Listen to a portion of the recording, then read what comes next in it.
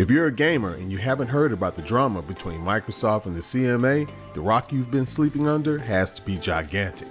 I say between Microsoft and the CMA because though this battle is actually between Microsoft and Sony, the CMA seems to have made a decision to cap for Sony. If you're neutral in all of this, you probably find the whole thing rather entertaining. If you're a PlayStation fanboy, you're probably taking joy in all of this.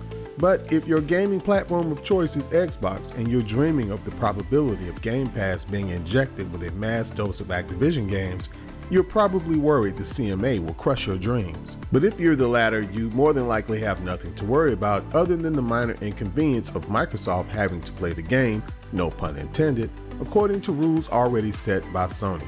Let's consider an unlikely but worst case scenario where the CMA makes a decision in Sony's favor and Microsoft decides not to fight it in court. If the CMA sides with Sony, they'd basically be saying the way Sony does things is the right way. Microsoft is more than willing to play in the game.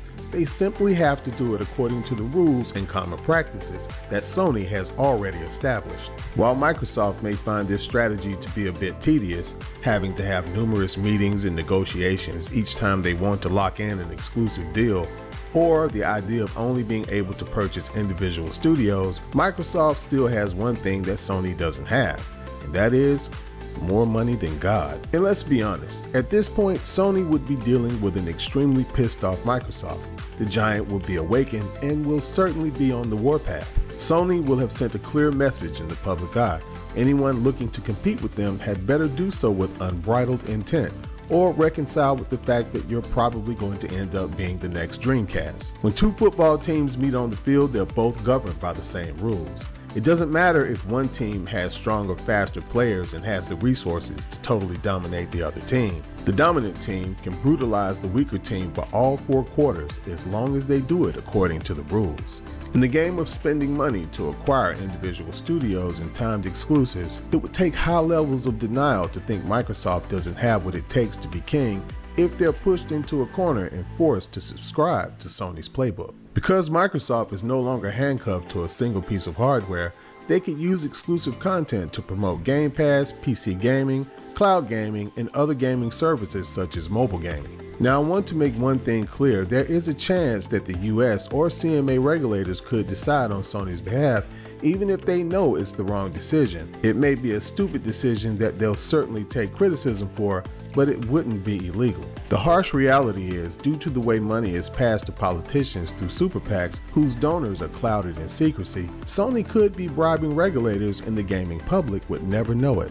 And Microsoft knows this because more than likely they pass money to politicians using the same legal but sketchy methods. But because Microsoft feels they're legally covered, they more than likely feel no motivation to bribe their way out of this situation.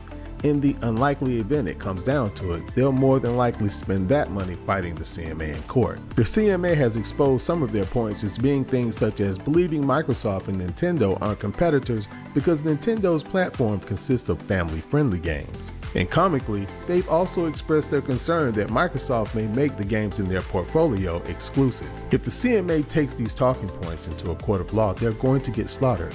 Nintendo has a number of games on their platform that consist of all forms of brutality such as stabbing, bludgeoning, shooting, etc. While at the same time, both PlayStation and Xbox have family-friendly games on their platform. And when it comes to making games and extra content exclusive, we all know PlayStation is legendary. In a court of law, there would be no place for biased feelings. The good news is, I don't believe the CMA is as ignorant on this subject as they pretend to be, and this whole circus is simply to slow the deal. But let's not forget that there are people at Activision Blizzard who obviously also want this deal to go through.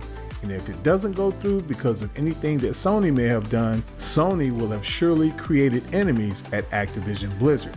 But one thing we know for sure, if this deal doesn't go through, Activision Blizzard's stock price is going to take a very hard hit. And the employees at Activision Blizzard are going to have to continue dealing with Bobby Kotick, who's probably going to be fit to be tied as he comes to the realization that his golden parachute is no longer a thing. But if Microsoft begins throwing money around and letting everyone in the industry know they're willing to outbid Sony on exclusive deals, there will be no CMA for Sony to run to. Okay guys, we're going to go ahead and end it right there. Look, if you liked the video, give it a thumbs up. If you didn't like it, give it a thumbs down, because like I always said, I'm a big boy and I can definitely definitely take it. And hey, look, if you get some time, share the video because YouTube's algorithm is brutal. But hey guys, as usual, stay safe.